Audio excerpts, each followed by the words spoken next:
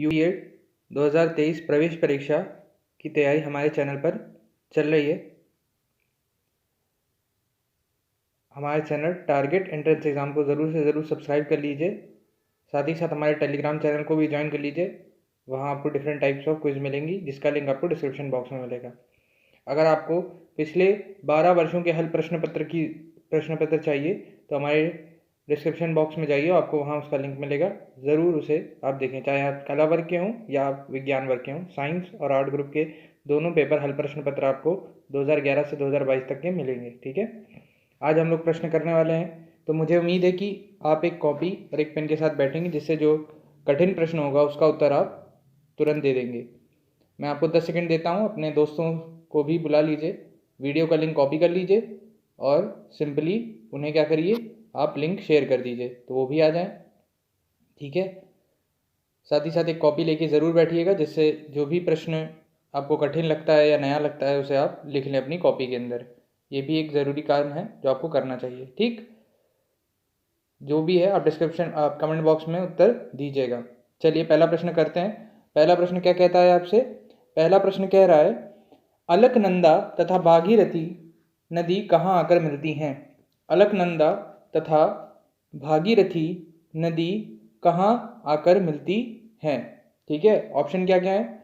Option आपका है ए Vishnu Prayag, B नंद प्रयाग, सी Dev Prayag, D Rudra Prayag. उत्तर दीजिए। अलकनंदा तथा भागीरथी नदी कहाँ आकर मिलती हैं? उत्तर दीजिए। अलकनंदा तथा भागीरथी नदी कहाँ आकर मिलती हैं? तो उत्तर क्या होगा इसका? इसका उत्तर होगा सी, आपका देव प्रयाग। अलकनंदा तथा भागीरथी नदी देव प्रयाग में आकर मिलती हैं। देव प्रयाग भारत के उत्तराखंड राज्य में स्थित है। चलिए आगे बढ़ते हैं। जकोटा त्रिकोण से संबंधित देश है? ए दक्षिण कोरिया, वियतनाम, जापान, बी उत्तर कोरिया, जापान, वियतनाम, सी चीन, जापान, वियतनाम, डी चीन, ऑस्ट्रेलिया, इंडोनेशिया। उत्तर दीजिए। इसका उत्तर होगा ए दक्षिण कोरिया, वियतनाम और जापान। ठीक है, इसका उत्तर क्या होगा? यही उत्तर होगा इसका। दक्षिण Korea that is south Korea, Vietnam और जापान को ही जकोटा त्रिकोण बोला जाता है। आगे बढ़ते हैं। निम्न में से कौन इस्पात उद्योग के संबंध में सुमिलित है? ए तमिलनाडु स्लेम, बी दुर्गापुर उड़ीसा, सी भिलाई पश्चिम बंगाल, डी राउरकेला छत्तीसगढ़। उत्तर दीजिए। तो इसका उत्तर क्या हो जाएगा? इसका उत्तर हो जाएगा आपका ए तमिलनाडु स्लेम। ठीक है, तमिलनाडु स्लेम। इस्पात संयंत्र जैसे दुर्गापुर जो है वो उड़ीसा में है, भिलाई जो है वो छत्तीसगढ़ में है, राउरकेला जो है उड़ीसा में है और सलेम जो है वो तमिलनाडु में है। तो ये सही क्रम था। ठीक, चलिए आगे बढ़ते हैं। मुझे उम्मीद है कि अभी तक आपने वीडियो को लाइक कर दिया होगा और आपके दोस्तों को अपने शेयर भी कर दिया होगा।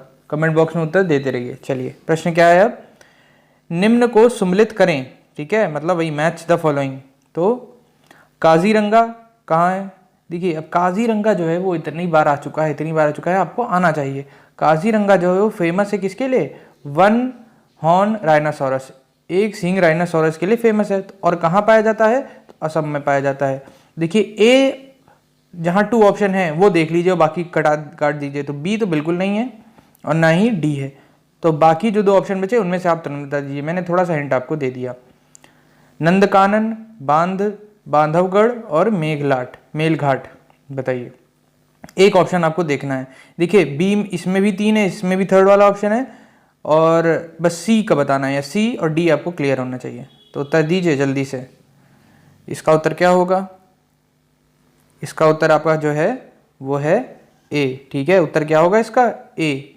क्या है उत्तर आपका? काजीरंगा जो हमने बात की कि असम है वो ठीक है। बी क्या है आपका? बांधवगढ़ वो क्या है? मध्य प्रदेश में। सी क्या है आपका? नंदन कानन वो उड़ीसा में है। और डी आपका क्या है? मेलघाट वो कहाँ है? आपका महाराष्ट्र में है। चलिए आगे बढ़ते हैं। दूध सागर जल प्रपात कहाँ है? ए गोवा, बी उत्तराखंड, सी महाराष्ट्र, डी मध्य प्रदेश। दूध सागर जलप्रपात कहाँ है? तो उत्तर एकदम सरल है मेरे हिसाब से। जल्दी बताइए, इसका उत्तर क्या है? इसका उत्तर है आपका गोवा राज्य। ठीक है, गोवा की कैपिटल क्या है? जरा कमेंट बॉक्स में उत्तर दीजिए जल्दी से। गोवा की कैपिटल क्या है? जल्दी से उत्तर दीजिए जी, जल्दी से उत्तर दीजिए। बहुत बढ़िया, उत्तर क्या होगा इसका? पणजी। इस प्रश्न का उत्तर दीजिए। नमचिक नमचिक नमफुक कोयला क्षेत्र कहाँ है? नमचिक नमफुक कोयला क्षेत्र कहाँ है? ए मणिपुर, बी असम, सी तमिलनाडु, डी अरुणाचल प्रदेश। मणिपुर, असम, तमिलनाडु, अरुणाचल प्रदेश। नमचिक नमफुक कोयला क्षेत्र कहाँ है? उत्तर क्या होगा इसका? जल्दी से उत्तर दीजिए। इसका उत्तर होगा डी अरुणाचल प्रदेश। चलिए आगे बढ़ते हैं। इस प्रश्न का उत्तर दीजिए। निम्न में से कौन सा मंडल सर्वाधिक गर्म होता है? ए आयन मंडल, बी क्षोभ मंडल, सी समताप मंडल, डी मध्य मंडल। ठीक है, तो ये एटमॉस्फेयर की बात कर रहे हैं, जो मंडल होते हैं जिसमें। तो बताइए कौन सा जो मंडल है वो सबसे ज्यादा गर्म होता है? तो उत्तर क्या हो जाएगा इसका? क्षोभ मंडल। ठीक है, क्षोभ मंडल सबसे गर्म होता है। आगे बढ़ते हैं, चलिए। कर्नाटक और महाराष्ट्र में अवस्थित पश्चिमी घाट को क्या कहते हैं? ए नीलगिरी, बी अन्नामलई, सी सह्याद्री, डी पाल घाट। बताइए, कर्नाटक और महाराष्ट्र में अवस्थित पश्चिमी घाट को क्या कहते हैं? क्या कहा जाता है? सह्याद्री कहा जाता है। ठीक है, उत्तर क्या हो जाएगा? सी सह्याद्री। याद रखिएगा, कर्नाटक और महाराष्ट्र में अवस्थित पश्चिमी घाट को क्या कहते हैं? तो सह्याद्री कहते हैं। आगे बढ़ते हैं, चलिए। निम्न में से कौन सुमेलित नहीं है? ए नाथुला सिक्किम, बी रोहतांग हिमाचल प्रदेश, सी शिपकिला जम्मू कश्मीर, डी बोमडला अरुणाचल प्रदेश। उत्तर दीजिए। निम्न में से कौन सुमेलित नहीं है? ए नाथुला, बी रोहतांग, सी शिपकिला, डी बोमडिला। ठीक है, तो सुमेलित मतलब सही से मैच नहीं है, नॉट राइटली मैच्ड। तो इसका उत्तर क्या हो जाएगा? इसका उत्तर हो जाएगा सी शिपकिला जम्मू कश्मीर। ठीक है, तो शिपकिला दर्रा हिमाचल प्रदेश में एक प्रमुख दर्रा है। ठीक है, ना कि जम्मू कश्मीर में। आगे बढ़ते हैं, चलिए। रंगीत नदी कहाँ बहती है? ए सिक्किम, बी अरुणाचल प्रदेश, सी असम, डी मेघालय। रंगीत नदी कहाँ बहती है? उत्तर क्या होगा इसका? जल्दी से कमेंट बॉक्स में उत्तर दीजिए। रंगीत नदी आपके कहाँ बहती है? तो आपका ए कहाँ बहती है? ए आपका सिक्किम में बहती है। ठीक, चलिए बहुत बढ़िया, अगर यही उत्तर आपने दिया है तो। जो भी प्रश्न आपको कठिन लग रहा है जरूर से जरूर कमेंट कॉपी में लिख लीजिए, और अगर कोई दिक्कत हो तो कमेंट बॉक्स में जरूर बताइएगा। आगे बढ़ते हैं। कर्क रेखा निम्न में से किस राज्य से होकर गुजरती है?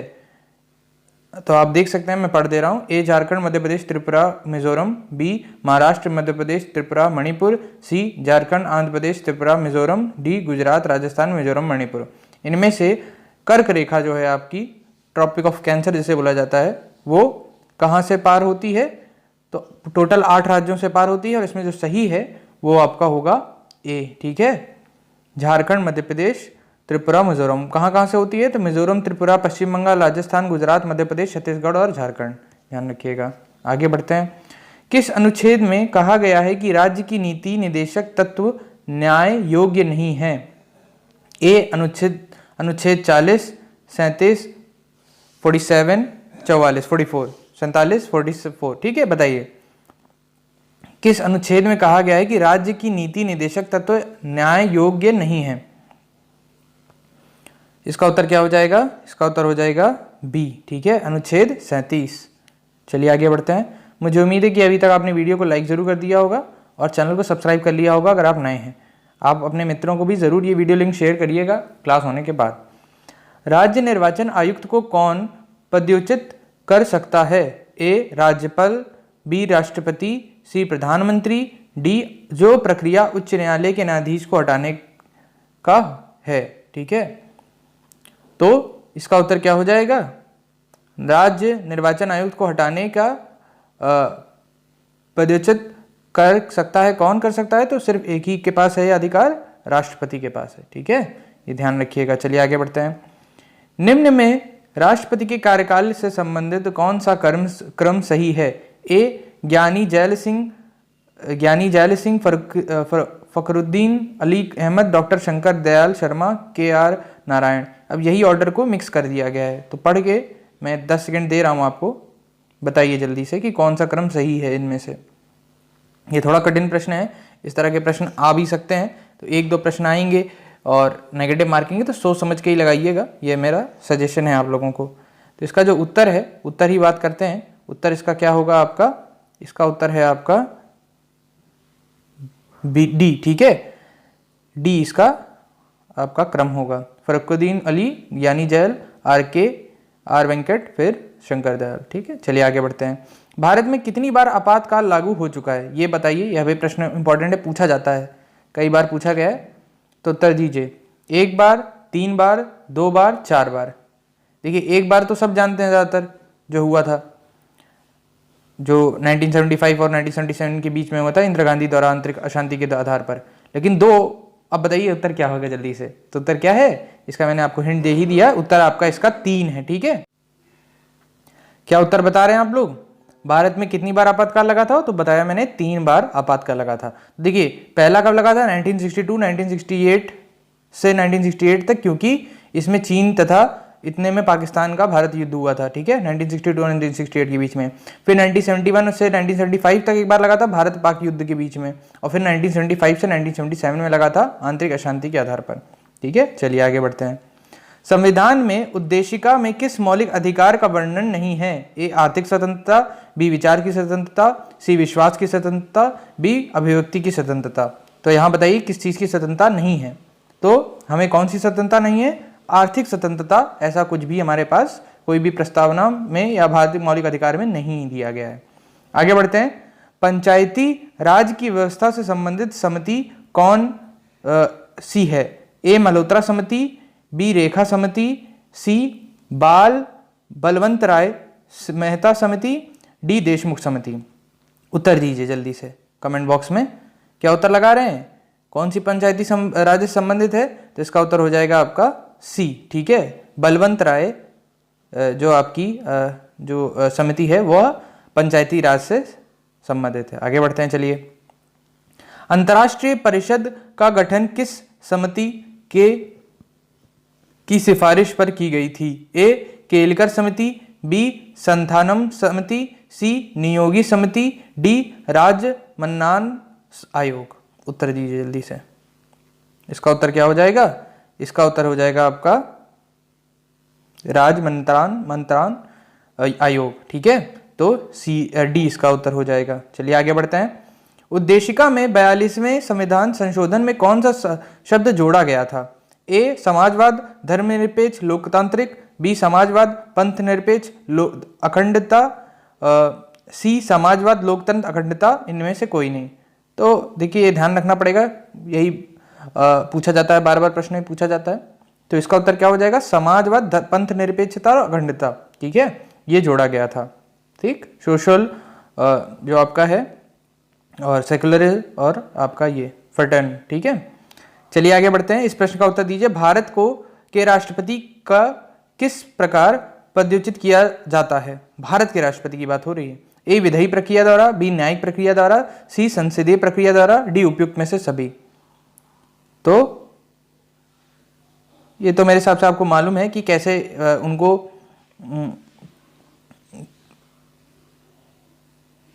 वह कर सकता है, जैसे सेलेक्ट होते हैं वैसे ही इनका है सिस्टम। क्या होगा? संसदीय प्रक्रिया द्वारा ही ये आपको वो किए जा सकते हैं। ठीक है, चलिए आगे बढ़ते हैं।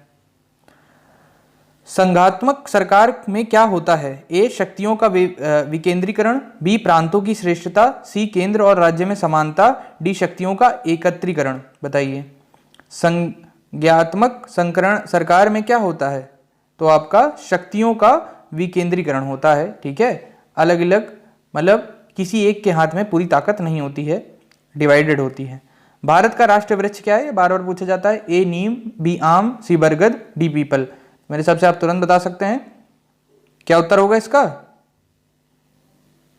बरगद, ठीक है। पक्षी कौन है? मोर है राष्ट्रीय पक्षी। पशु बाघ है। वृक्ष बरगद है।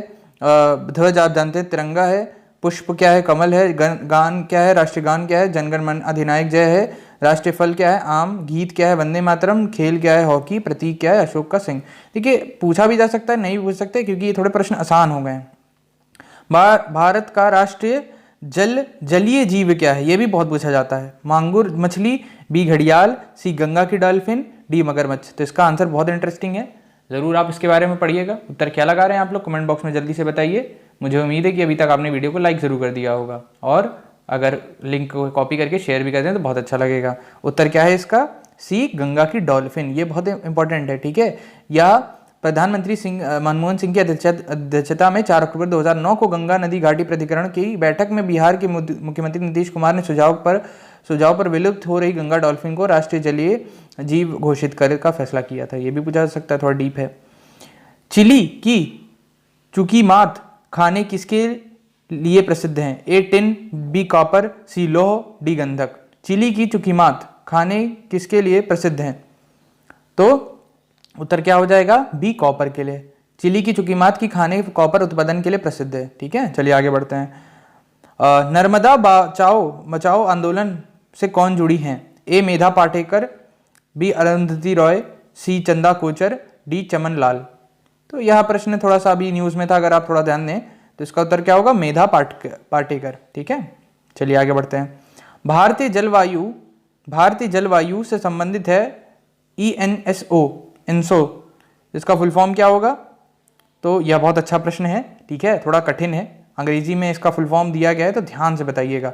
Eastern northern south oscillation, El Nino south oscillation B, C east north and south ocean, D east north and oxidation state. तो जलवायु के लिए है, तो थोड़ा सा ध्यान दीजिएगा। तो इसका क्या उत्तर हो जाएगा? अल नीनो, ठीक है। अल नीनो जो आपका चलता है प्रशांत महासागर से पेरू के निकट समुद्री तट में जो आपका चलता है, वही है ये। चलिए आगे बढ़ते हैं। 100वां प्रश्न जो है इसका उत्तर दीजिए। इस प्रश्न का उत्तर क्या होगा? 2011 ईस्वी की जनगणना के अनुसार सर्वाधिक जनसंख्या किस राज्य में? बहुत सरल प्रश्न है मेरे हिसाब से। उत्तर प्रदेश, पंजाब, सी केरल, डी बिहार। तो भैया कहाँ है? हमारे ही राज्य उत्तर प्रदेश में है, ठीक है।